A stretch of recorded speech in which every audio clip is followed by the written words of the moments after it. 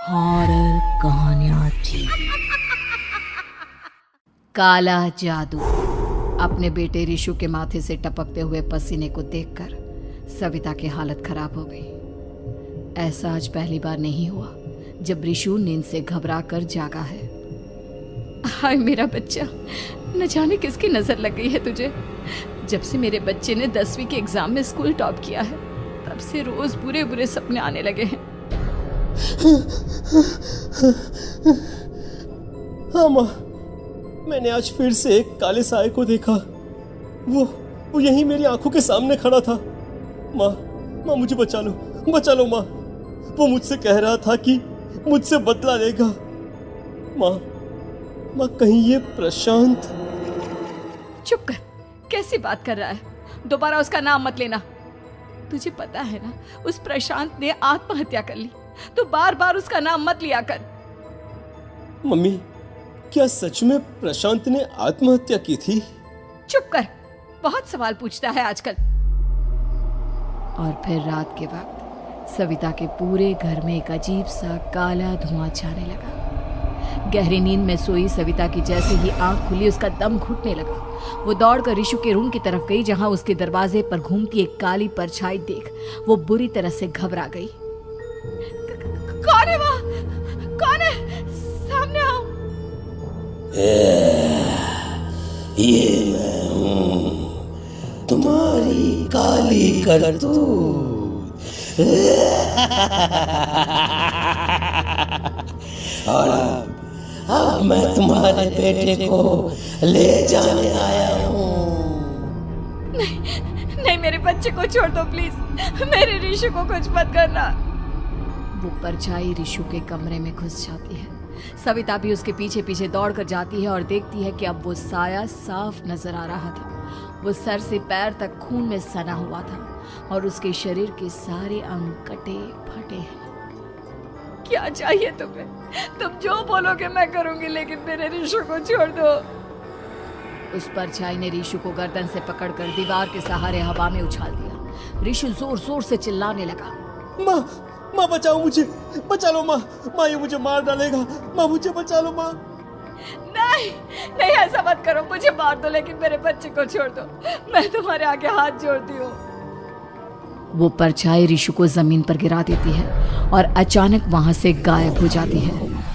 रिशु, मेरा बच्चा, तू ठीक तो है ना? कुछ बोल बेटा, क्या हुआ है तुझे?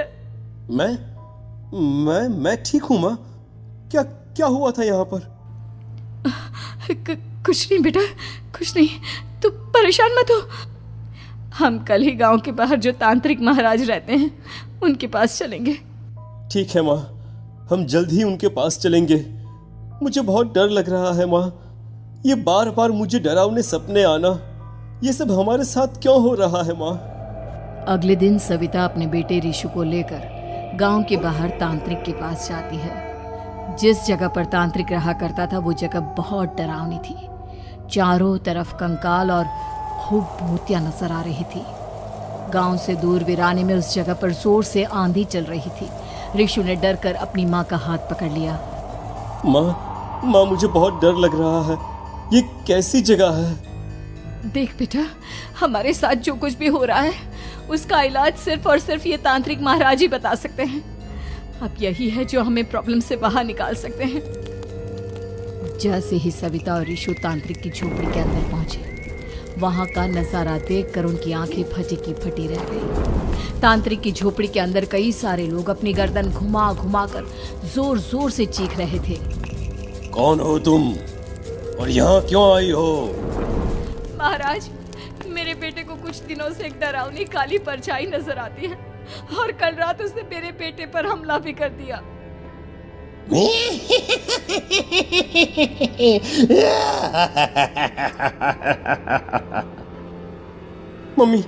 मम्मी हमें यहाँ से चलना चाहिए। ये जगह मुझे ठीक नहीं लगती। नहीं बेटा, ऐसा नहीं कहते। रुक जाओ, 2 मिनट के लिए रुक जाओ। क्या कहा? काली परछाई? तुम्हारे बेटे पर किसी काली परछाई ने हमला किया? हाँ महाराज, वो कह रही थी कि वो मेरे बेटे को कुछ कर देगी। कोई उपाय बताइए महाराज, मेरे बेटे के साथ कुछ गलत नहीं होना चाहिए। तुमने किसी दूसरे के साथ गलत किया है तो तुम्हारे साथ भी गलत होकर ही रहेगा। तुमने किसी की जान ली है, किसी को मार डाला है तुमने। नहीं महाराज, मैंने ऐसा कुछ नहीं किया, मैंने किसी की जान नहीं ली। मुझे कोई उपाय बताइए। लगता है तुम इतनी आसानी से नहीं मानोगी। मैं तुम्हें अभी उस काली परछाई से मिलवा देता हूँ और वही सारा सच तुम्हारे सामने लेकर आएगा। सविता और ऋषु ने डर के मारे अपनी आंखें बंद कर ली। तभी अचानक तांत्रिक की झोपड़ी में अजीबोगरीब आवाजें गूंजने लगी। सविता और ऋषु बुरी तरह से कांप रहे थे। आंखें खोलो और अपने सामने देखो। क्या यही है वो जिससे तुम कल रात को मिली थी? बताओ मुझे। हाँ, इसने कल रात मेरे बेटे के ऊपर हमला किया था। ये उसी लड़के की भटकती हुई आत्मा है जिसे कुछ दिन पहले तुमने मार डाला था। मम्मी ये महाराज क्या कह रहे हैं? क्या सच में आपने किसी की जान ली है, किसी को मार डाला है? अगर हाँ तो बताइए ना मम्मी, किसको मारा है आपने, किसको? तुम्हारी माँ इतनी आसानी से सच नहीं बताएगी बेटा। इसने एक बच्चे की जान ली है। कहीं उसका नाम प्रशांत तो नहीं महाराज?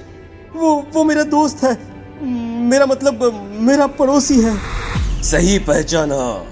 देखा सविता, तुम्हारा खुद का बेटा भी जानता है कि तुमने किसी के प्राणों की बलि चढ़ा दी और इसीलिए अब उसकी बुरी आत्मा तुम्हारे घर में भटकती है।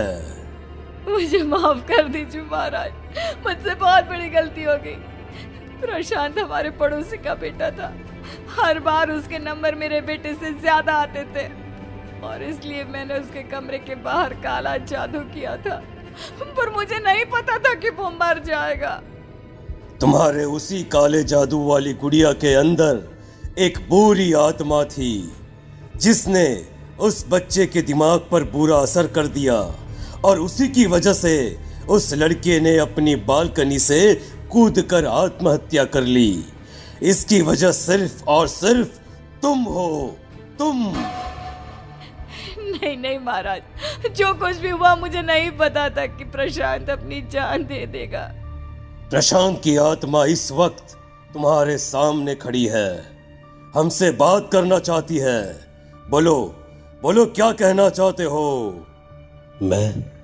मैं जीना चाहता था, बड़ा होकर कुछ बनना चाहता था। आपके बेटे से मुझे कोई परेशानी नहीं थी।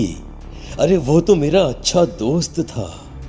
मुझे माफ कर दो बेटा, मुझसे बहुत बड़ी गलती हो गई, मुझे माफ कर दो। माफ करने से मुझे वापस जिंदगी नहीं मिल जाएगी। मेरे माँ बाप आज भी मेरे लिए रोते हैं। आपने मेरे साथ बहुत गलत किया है, बहुत गलत। और तभी अचानक प्रशांत की आत्मा वहां से गायब हो जाती है। सविता जोर जोर से रोने लगती है। सुन लिया तुमने? ये तुम्हारे अपने ही किए हुए पाप हैं जो इस तरह से तुम्हारे सामने आ रहे हैं। माँ, ये आपने अच्छा नहीं किया। सिर्फ 10th बोर्ड के एग्जाम में मैं टॉप कर पाऊँ इसलिए आपने मेरे दोस्त के ऊपर काला जादू कर दिया। नहीं मम्मी नहीं, अब हम कभी खुश नहीं रह पाएंगे, कभी नहीं। मेरे दोस्त की आत्मा को कभी शांति नहीं मिलेगी मम्मी, कभी नहीं। लेकिन मैंने जो कुछ भी किया सिर्फ तुम्हारे लिए किया। वो लड़का हमेशा फर्स्ट पोजीशन पर आ जाता था और इस वजह से हमेशा तुम्हारे मार्क्स कम पड़ते थे। मैंने तो सिर्फ उस पर एक छोटा सा काला जादू किया था बेटा। मुझे क्या पता था कि उसका ये नतीजा निकलेगा।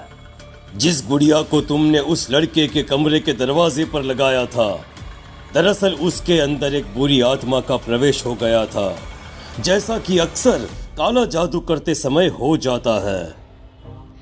मुझे अपनी गलती का एहसास हो गया है, मैं प्रायश्चित करना चाहती हूँ। आप बताइए मैं क्या करूँ? प्रशांत के घर जाकर उस काली गुड़िया को वहां से निकालकर यहाँ लेकर आओ। मैं उसे आग में जलाकर राख कर दूंगा और उसके बाद प्रशांत की आत्मा को हमेशा के लिए मुक्ति मिल जाएगी। अगली रात सविता चुपचाप अपने पड़ोसी प्रशांत के घर जाती है। प्रशांत के माँ बाप प्रशांत की मौत के बाद उस घर को छोड़कर हमेशा के लिए वहां से चले गए थे। जैसे ही सविता उस घर के अंदर कदम रखती है, उसका सामना अजीबोगरीब हैवानियत से भरी आवाज़ों से होने लगता है। ऐसा लग रहा था जैसे कोई बुरी तरह से चीख रहा हो। सविता जैसे ही प्रशांत के कमरे के बाहर पहुंचती है, वहां पर लटकी हुई गुड़िया के शरीर से खून टपकने लगता है। ये क्या हो रहा है? इस गुड़िया के शरीर से खून क्यों टपक रहा है? सविता हिम्मत करते हुए उस गुड़िया को वहां से उतारने की कोशिश करती है, लेकिन तभी अचानक से बहुत भयानक दिखने वाली औरत उसकी आंखों के सामने आकर खड़ी हो जाती है। मैं यहाँ से कहीं नहीं जाऊंगी, और अगर तूने मुझे यहाँ से हटाने की कोशिश की तो मार डालूंगी मैं तुझे। नहीं नहीं, मुझे तुम्हें यहाँ से ले जाना ही होगा, नहीं तो मेरा बेटा, उसकी जान को खतरा है। मैं तुम्हें नहीं छोड़ सकती। अगर तुम्हारे अंदर हिम्मत है तो मुझे इस घर से बाहर ले जाकर दिखाओ।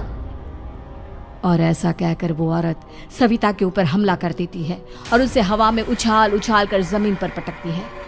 लेकिन तभी अचानक मौका देखकर सविता अपने हाथ में ली हुई सुई उसके हाथ में चुभो देती है। हाथ में सुई लगते ही वो औरत जमीन पर तड़पने लगती है। ये क्या किया तूने? ये क्या कर दिया? तुझे ऐसा नहीं करना चाहिए था। तांत्रिक ने मुझे कहा था कि तुझसे जीतने का सिर्फ यही एक तरीका है जिससे मैं अपने पापों का प्रायश्चित कर सकती हूँ और अपने बेटे की जान बचा सकती हूँ। और उसके बाद वो डरावनी दिखने वाली औरत एक छोटी सी जादुई गुड़िया में तब्दील हो गई और सविता ने उसे ले जाकर तांत्रिक को दे दिया। तांत्रिक ने जादुई गुड़िया को आग के हवाले कर दिया।